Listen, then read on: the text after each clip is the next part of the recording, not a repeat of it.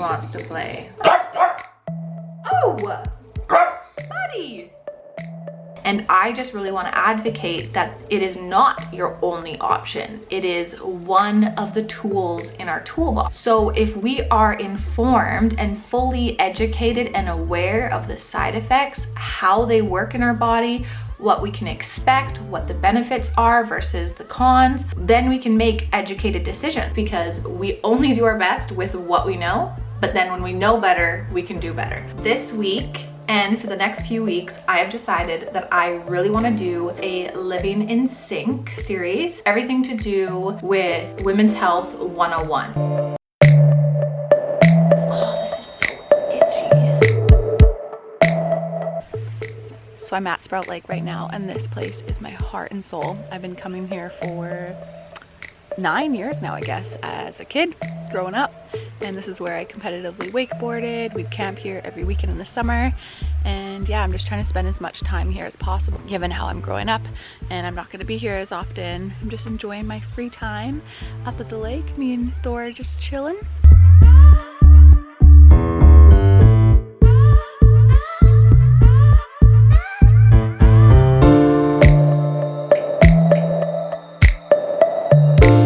So I've actually just arrived at my friend's place for a potluck, and it's a whole bunch of wellness Instagrammers from Victoria getting together, and I'm really excited to show you what they made. I, on the other hand, haven't had a home cooked meal for about 3 or 4 days. I've been so busy driving back and forth, and I got called in to do extra nursing shifts. So I'm that person that is going to be bringing chips and salsa, but not just any kind of chips. I did get organic chips, and I also went to my favorite Mexican place to get homemade salsa and hummus. But yeah, I'm gonna be that person. Guilty.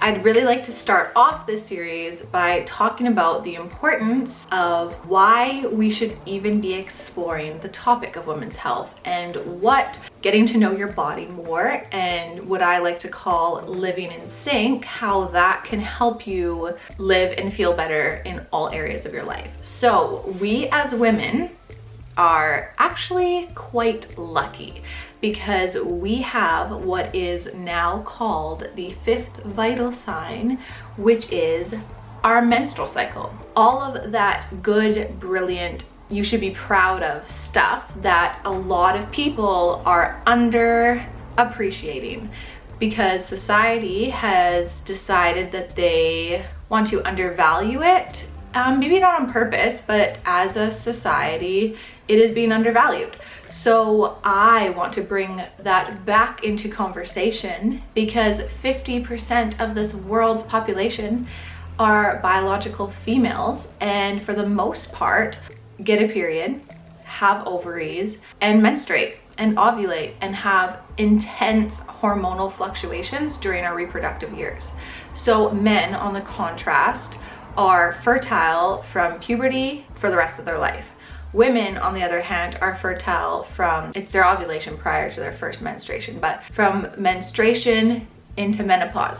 And another contrast is, as soon as men enter their reproductive years, puberty till end of life, they are fertile every single day of their life. Obviously, I'm generalizing. There are some men that are infertile due to various reasons. They are fertile every single day of their life. And us women have been conditioned to think that we are too, which is absolutely a big myth.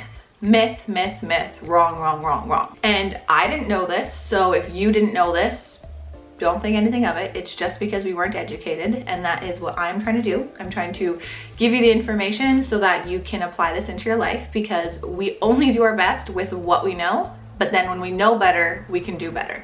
It's one of my favorite quotes. We are actually only fertile for about 5 to 7 days every cycle. So from period to period, there's about 5 to 7 days within that cycle that we can actually have a child. This is the cause for a lot of infertility issues because people are misunderstanding their body and they're not quite timing it up properly. Or there's another myth, big myth, that all women have a 28-day cycle. That is not true. Great majority of women do have a 28-day cycle. I do not. I have a 35-day ever since puberty, before being on birth control, now after being on birth control. I have a consistent 35-day cycle, and that is okay. It's about, not exact, but around 26 to 35 days is normal. It's just whether you have a consistent pattern. So if you're always 35 days, then that's your normal. If you're always 26 days, that's your normal. There's more. Did you guys hear that?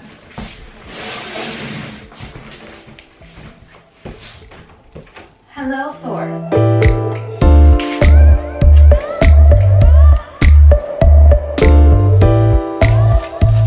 He was a little in shock. I changed the room around. I'm getting a new bed frame. So I moved the whole room around and he was a little bit taken aback. Okay, Thor. You gotta keep it down a little bit until I'm done, okay? He can chill back there while we have this important conversation that we were talking about. Back to regular or misconceptions about regular menstrual cycles. It depends on, oh my gosh. He wants to play. Oh! Buddy! Okay, excuse us for a second. Guys, this dog is staring me down. He is not happy. Okay, I think we're good. I'm gonna play with him after, I promise. Consistency, that's what we're looking for a female cycle. It's consistency. Obviously there's going to be times in our life where our cycle shortens or lengthens or disappears. Not always, but for some women things come up. But that is what is so beautiful about this, because our hormones are directly correlated to what's going on inside our body. They are a huge outside projection of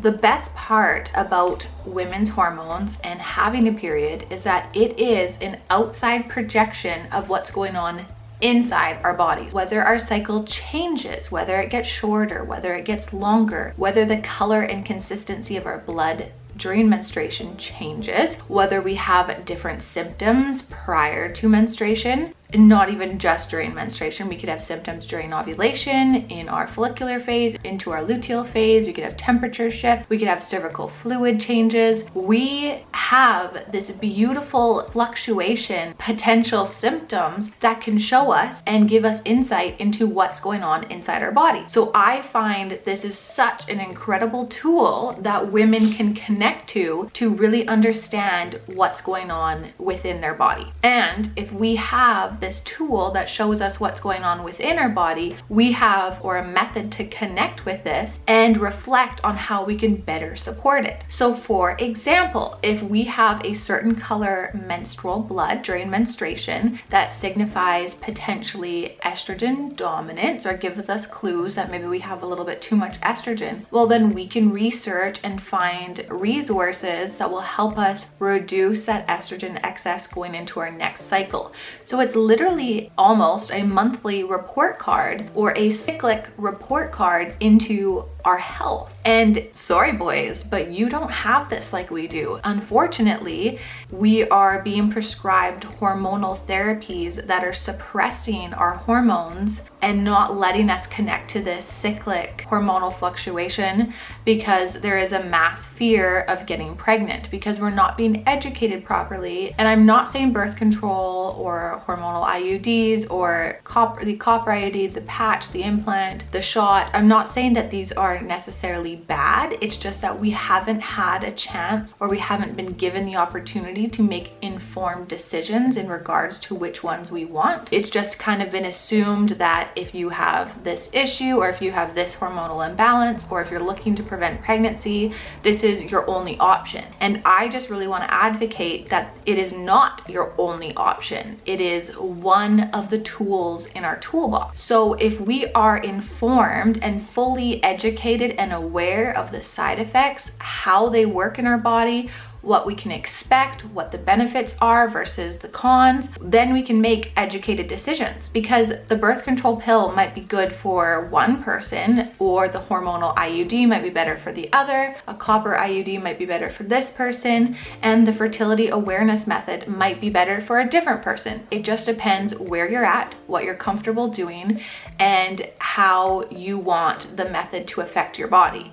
Or, for instance, when using barrier methods or fertility awareness, not affecting your body because it doesn't interrupt whatsoever with hormone fluctuations or inflammation and those kind of things. This channel and this little mini series is just going to be a little bit of some education around the women's cycle, our hormones, our fluctuations, and some education around what options we have when it comes to birth control and using it properly. Because when we present at a practitioner's office looking for help and advice for symptoms of hormonal imbalance, there's a good chance that we're being given synthetic hormones from a hormonal birth control therapy to turn off our hormones, to suppress our symptoms, and we're being told that this is balancing our hormones, and that they are essentially, we're being given birth control to support symptoms and being told that this is your only option, when that is not the case anymore. It never really was, but it was just the only option that practitioners were told about. So for example, if you have PCOS, which is polycystic ovarian syndrome, you probably have been told potentially that you are to go on birth control,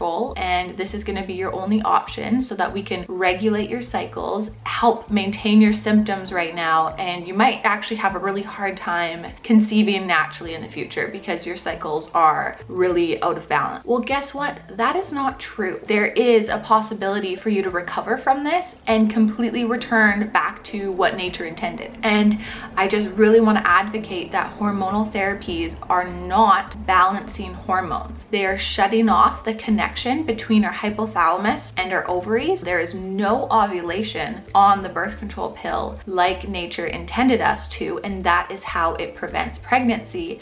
But that's also why your hormonal imbalance symptoms disappear, because they just shut the whole system down. But when you come off these therapies and your body tries to regain its natural rhythm, these symptoms that you had before, sometimes they come back worse. You just really have to know, and you have to advocate for yourself what the best thing to do to solve the root problem. So that's all this channel, this is everything I do, is just handing over education as I learn it and as I research and I learn it in school, and giving the power back to you guys, because nobody knows our bodies better than we know ourselves, okay? We know, and we've just lost that intuitive connection to our bodies. So I'm just here to talk about and share that we have more options. So if that sounds interesting to you, make sure you subscribe so that you're notified when I post my next video. I'm gonna be posting every Tuesday night. As well, give a thumbs up on all the videos that you especially enjoy, or all of them,